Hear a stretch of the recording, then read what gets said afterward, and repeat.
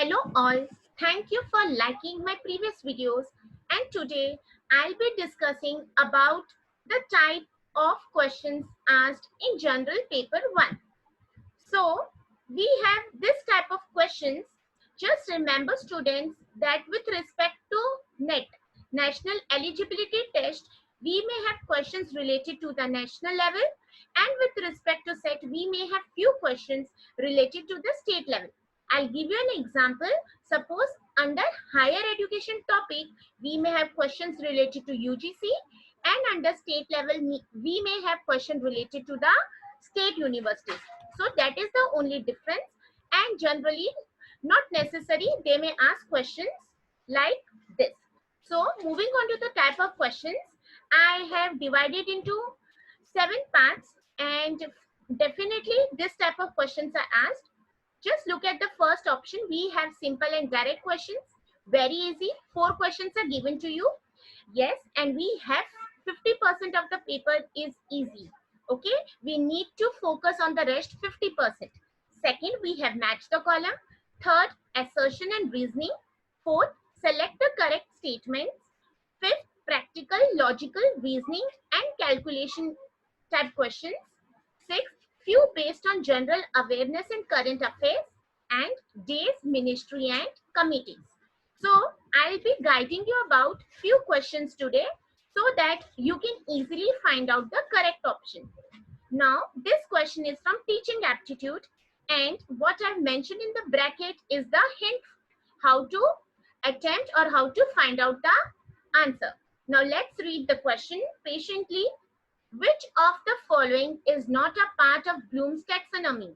Now first of all, understand the question mentions not a part. So whenever you are attempting this question, highlight not a part. Now as we are appearing through the CBT mode, we need to understand that we have to highlight the word is not. Okay, now if we have studied Bloom's taxonomy, this question is very direct and very conceptual. So we have to find out the odd man out. Looking at the 4 options: A, affective domain; B, cognitive domain; C, psychomotor domain; and D is consultation model. If you know, you must have guessed the answer. So here, option D, consultation model, is not a part of Bloom's taxonomy. Now students, what you need to remember is, today this is the question, tomorrow they may repeat the concept, not necessarily the question. So we need to understand Bloom's taxonomy, which is generally asked in the paper.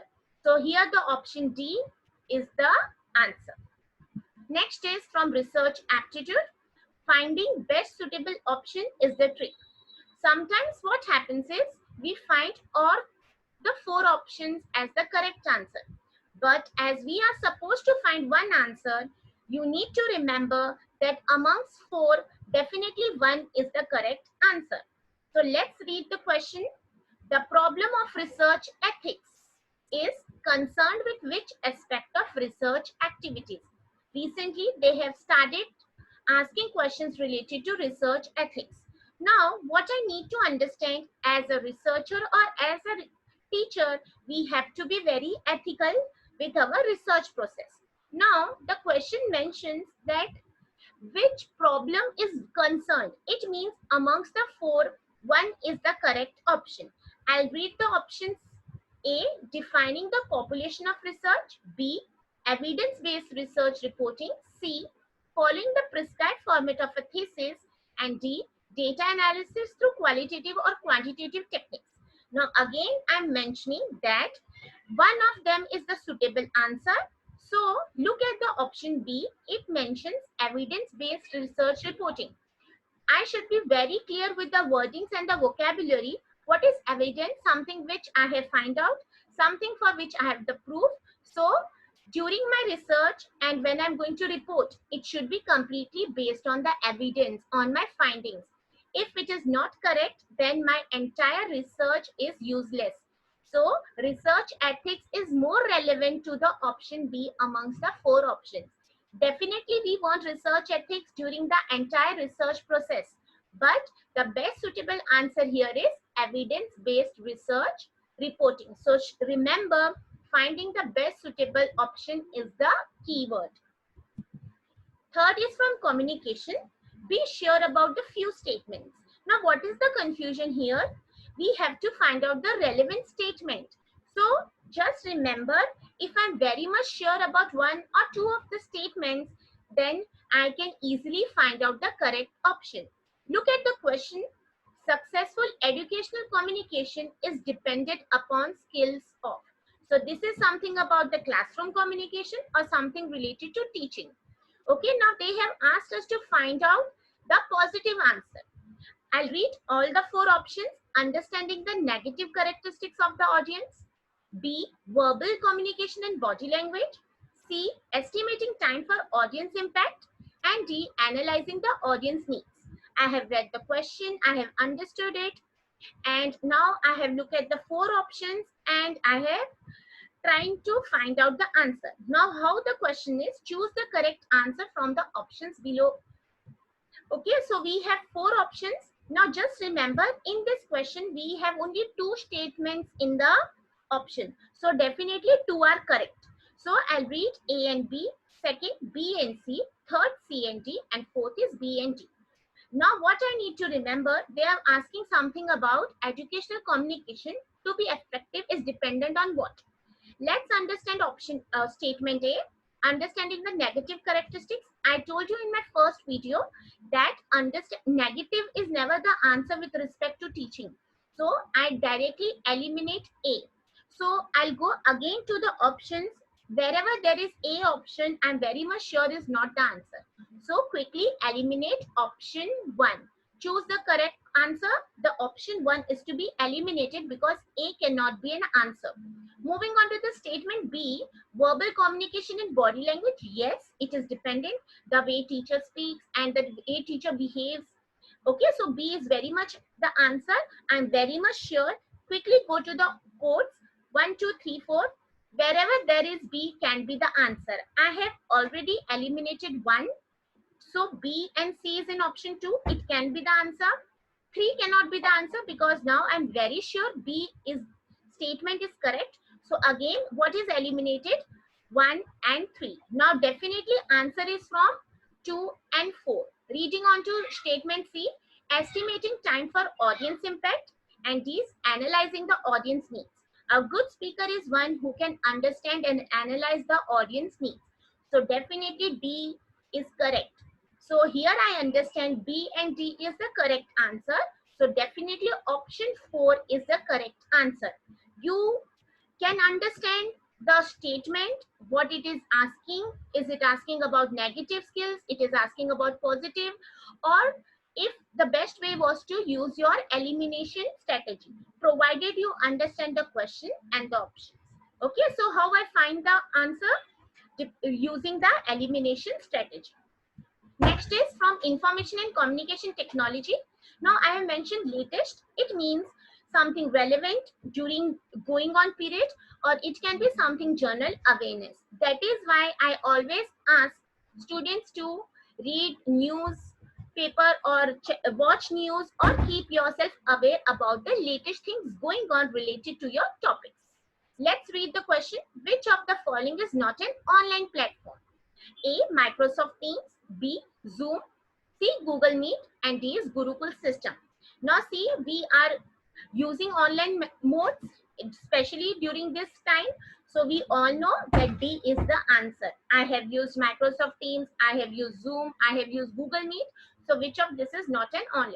Although this has never been asked, but yes, such type of questions can be expected in the coming attempts. Moving on to next, it is something, again I mentioned general awareness. It is from people development and environment.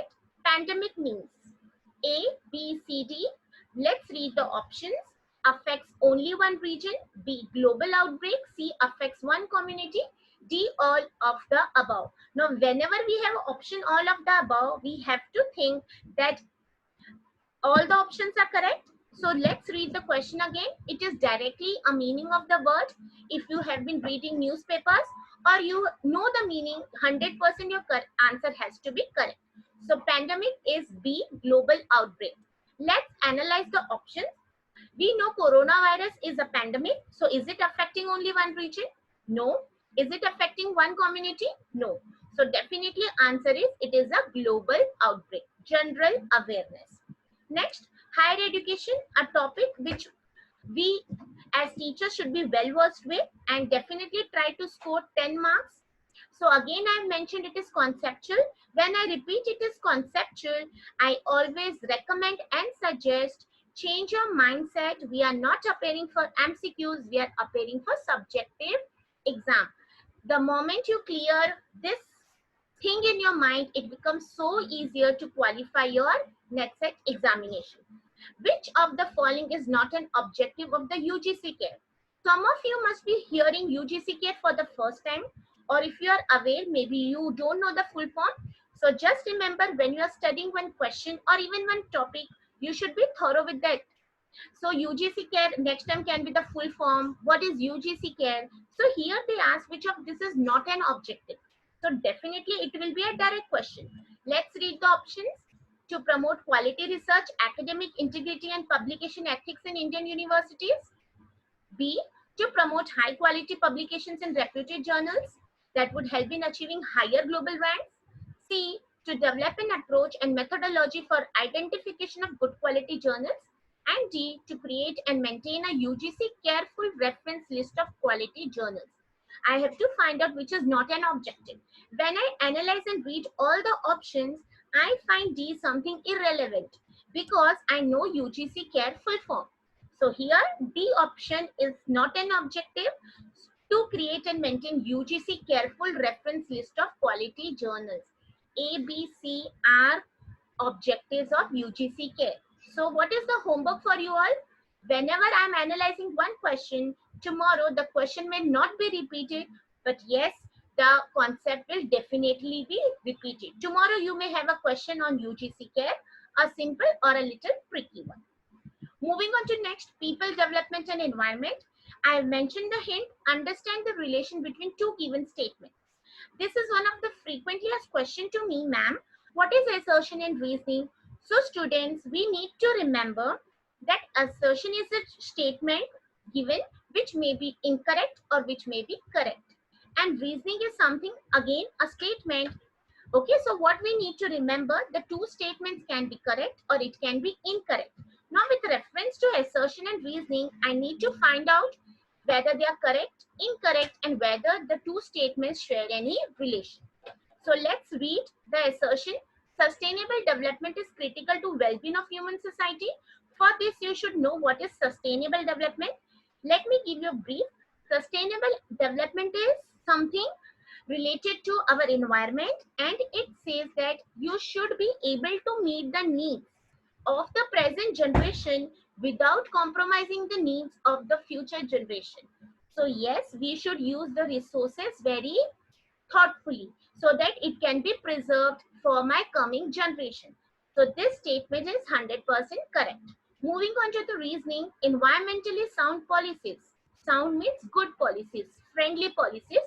Do not harm the environment or deplete the natural resources. Yes, if the policies are environment friendly, they definitely does not harm the environment. Now, what is my analysis of this statement? Both statements are correct. Now I have to understand, do they share any relation? I think so they share no relation. Why? Because sustainable development is a different concept and policies is something different. So let's go to the codes. A, both A and R are correct and R is the correct explanation of A. C, even I am sure both statements are correct, but I am not sure that R is the correct explanation. Moving on to the B option, both A and R are correct and R is not the correct explanation of A. So I have already told you both statements are correct, but they don't share a relationship. So here B is the correct answer. Both A and R are correct and R is not the correct explanation of A. C, A is true and R is false. D, A is false and R is true. So there are two statements. You need to understand whether they are correct, incorrect, and do they share relation between them. Next is related to match the column. Now this is little difficult, and if you are appearing for the first time, you don't even understand how the option or the answers are to be read. So let's see. I have mentioned you need to be sure about one or two options. So students, whenever you have been given column 1 and column 2, and if there is a heading above or relating to the columns, please read it, because that is definitely going to help you to find out the answer. Now let's read column 1. A is body language, B is non-verbal, C is verbal, and D is personal diary. I move on to column 2. First is facial expressions, kinesics, third is letter writing, and fourth is intercommunication. Now students, what I need to understand, I know it is from communication, and we'll go to the options. Now you have to read the options horizontally and not vertically. Okay, now how you have to read? Now see, personal diary. I am very much sure that personal diary is intra-communication. You are writing your own diary, and when you write to the diary, you are talking to yourself. So under communication, we have intra-communication, which means communicating with oneself.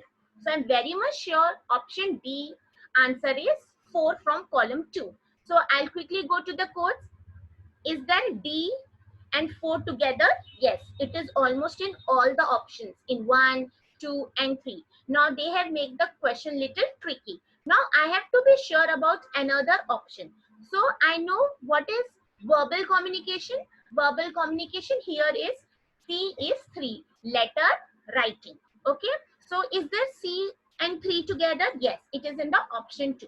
Now let me clarify students, what is verbal and non-verbal? Whenever you use words, that is verbal. And what is the misconception that letter writing is non-verbal? Just remember, wherever we use words, whether they are oral or written, it is called as verbal communication. And non-verbal communication is where we don't use words. So here, C is letter writing, non-verbal is facial expressions, and body language is kinesics. Those who don't know what is kinesics, it is science of body language. Okay, so I am 100% sure option 2 is the correct answer. Let's read the options again. Body language, A is 2, non-verbal is facial expression, C is 3, that is verbal letter writing, and personal diary is intra-communication. How to look at the codes? Horizontally and not vertically. So here option 2 is correct. So students, next lecture, next video, I'll be discussing something more about such paper 1 tricks and tips. Till then, you can sit and study. And if you like my video, please like, share, and subscribe. Till the time we meet again, all the best and thank you.